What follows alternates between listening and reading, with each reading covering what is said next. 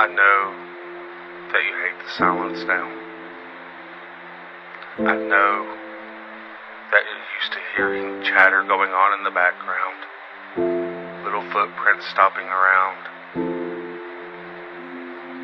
and a familiar voice that has since turned into a stranger.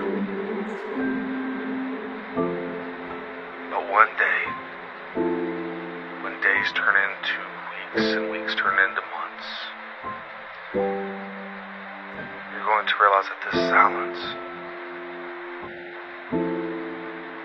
it is needed to heal.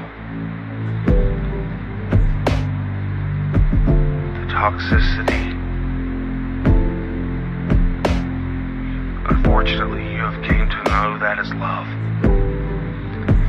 But that silence, processing those emotions, it will help you come to terms with what it truly was. And then, once you respond with silence, that's when you're free. Just remember, this might not be where you want to be now, but the final destination, that's up to you.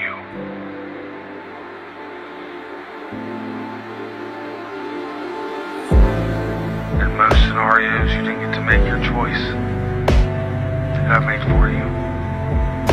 But silence is something that you can choose each and every time.